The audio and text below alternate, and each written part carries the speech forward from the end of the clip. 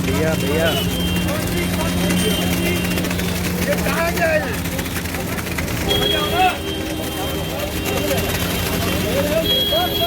Hello hello hello करा गया है सभी लोग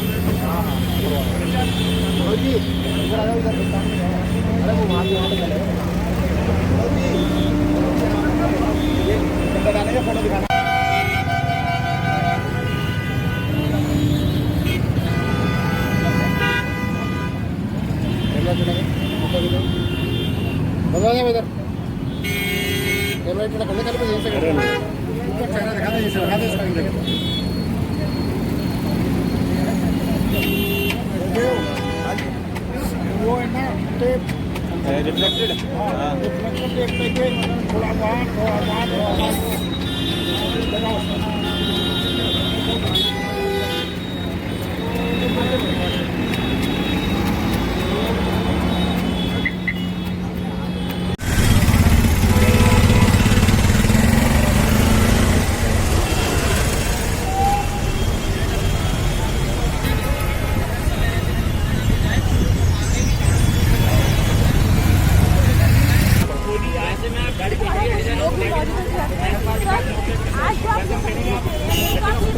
वहीं रेणु खट्टर जी हैं, हाल ही में इन्होंने अभी आम आदमी पार्टी भी ज्वाइन करी है। वहीं पिछले कई लंबे समय से ग्रेटर फरीदाबाद की आवाज को उठाते रही है। अब पवित्र के लिए 60 साल बाद फिर से इकट्ठा हुए हैं। बड़ी दर्दनाक मौत हुई आपके पास सारे संसाधन है, मशीनरी है, पैसा है, मैन पावर है और आपके पास वो अथॉरिटी है गड्ढे भरने की, आप फिर भी वो काम नहीं कर रहे हैं। लेकिन एक आम आदमी के पास वो सारी जानकारी अवेलेबल हो जाती है कि आप देखिए आप गड्ढे आप देखेंगे इतना आसान है गड्ढे की। लेकिन ये लोग नहीं करते हैं क्योंकि इनको कानून का डर नहीं है। अगर कानून में ये प्रावधान किए जाए तो डेफिनेटली हमारे देश में ये बदलाव आएगा और कोर्ट की होने के तो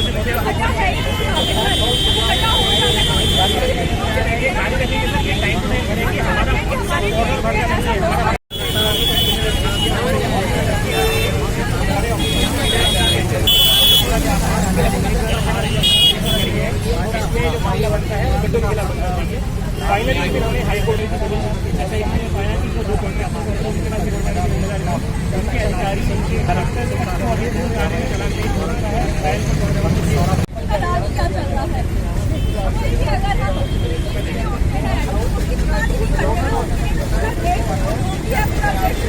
इसके अलावा इनका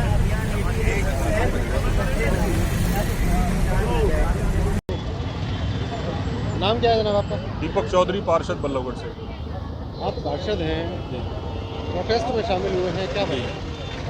देखिए, बड़ा दुर्भाग्य है इस देश का और इस व्यवस्था का, इस प्रशासन का, कि एक गड्ढे की वजह से एक मासूम की जान चली जाती है। और जिस देश में आधे घंटे में जोमेटो पे उसी स्थान पर खाना पहुंच जाता है, होम डिलीवरी हो जाती है, और इस तरह की जो शिकायतें हैं जिनसे मासूमों की जान चली जाती है, उन पर वर्षों तक कोई कार्रवाई नहीं होती।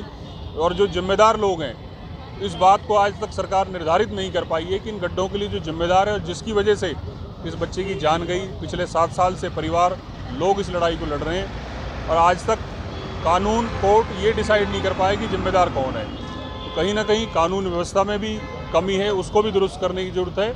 और जो अधिकारी हैं जिनकी वजह से, जिनकी कमियों से ये दुर्घटनाएँ होती हैं, निश्चित रूप से उनके ऊपर भी हत्या के मुकदमे दर्ज होने चाहिए, उन पर कार्रवाई होनी चाहिए। शहर भर में गड्ढे भरे पड़े हुए हैं, अभी कार्रवाई हो क्यों नहीं पाती, क्या वजह है इसके?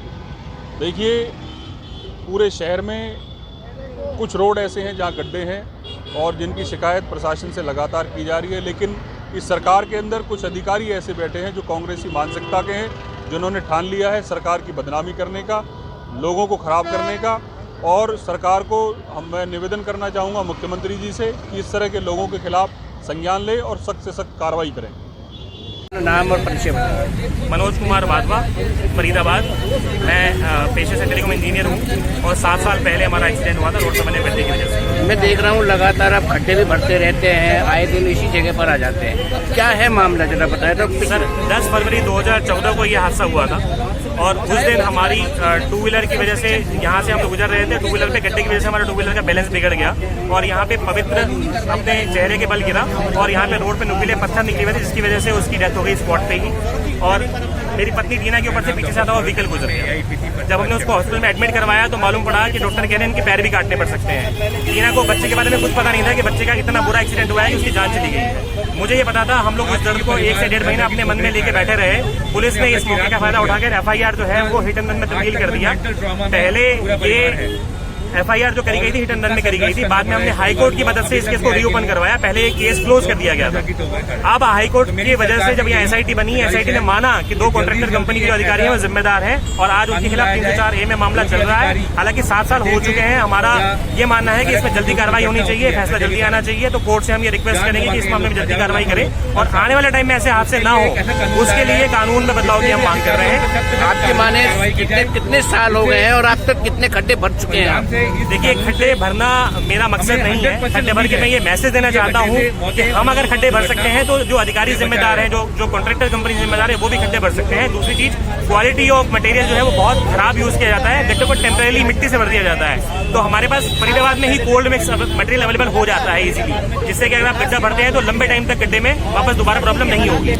कितने साल हो गए? 7 साल से मैं ये लड़ाई लड़ रहा हूँ। आप क्या मानते हैं कि कोर्ट से क्या उम्मीद रखते हैं और सजा जो है इसका जो गुनहगार है वो कौन है? देखिए, हमारे पास एक ही तरीका है, कोर्ट। हमारे पास कोई और तरीका नहीं है। हम किसी मूवी के एक्टर नहीं है कि मूवी के एक्टर ने आपने एक्टिंग करी और आपने अपना बदला ले लिया। यहाँ पे बदला लेने की बात नहीं हो रही है। बच्चे की जान गई थी, बच्चे की जान का इंसाफ होना चाहिए और उसका इंसाफ यह है कि जो अधिकारी हैं वो डेफिनेटली उनको सजा हो। और दूसरी बात, किसी और के साथ ऐसे हादसे ना हो, उसके लिए सरकार से, प्रशासन से हम ये अनुरोध करेंगे कि आप कानून में बदलाव करिए।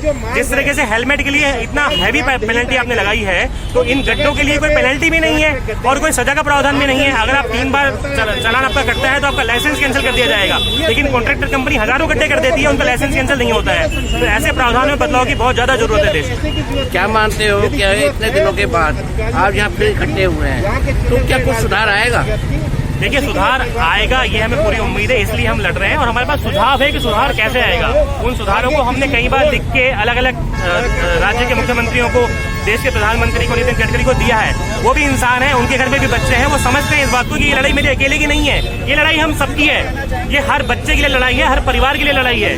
गड्ढे से मुझे कुछ भर के मिलने नहीं वाला, गड्ढे से जान बचती है। अगर गड्ढा होगा तो उसे जान जाती है, सबको पता है। तो मैं ऐसा कुछ नहीं मांग रहा हूँ कि मुझे कुछ कंपनसेशन चाहिए या मुझे पर्टिकुलर मेरे परिवार के लिए कुछ चाहिए। मुझे कोई सहयोग नहीं चाहिए आपसे। मैं ये चाहता हूँ कि जो मेरे साथ हादसा हुआ उसमें कार्रवाई जल्दी हो और दूसरी बात, जो देश में ऐसे हादसे होते रहते हैं उसमें रोक लगे। तो जिनकी वजह से ये गड्ढे होते हैं या जिसकी वजह से कमजोरियां आती हैं, क्या मानते हो कि उनको सजा मिलनी चाहिए? सर, डेफिनेटली देखो, सजा ही ऐसा डेटोरेंट है जिससे डर पैदा होगा। अदरवाइज हमारे देश में मौत के बाद में पैसा बांटने का रिवाज हो गया है। आप किसी भी रेल एक्सीडेंट में या किसी और हादसे में आप देखते हैं, जब बल्क में एक्सीडेंट होता है, लोग मरते हैं, तो लोग पैसा बांट देते हैं। जब आप कानून की मदद के लिए जाते हैं, वहाँ भी आपसे कंपनसेशन के लिए पूछा जाता है। बात यह है कि कंपनसेशन से एक जिंदगी नहीं पैदा की जा सकती। आप जब सजा का डर दिखाएंगे तभी वो लोग सुधरेंगे और ये गड्ढे होना बंद हो जाएंगे। आप देखिए, रनवे पे गड्ढा नहीं होता, रेल की पटरी पे कभी गड्ढा नहीं होता, तो वहाँ पे क्यों नहीं होते? क्योंकि वहाँ पे अकाउंटेबिलिटी है और उनको पता है कि यहाँ पे नहीं होना चाहिए। तो अगर कोशिश करेंगे तो वो यहाँ रोड पे भी कर सकते हैं।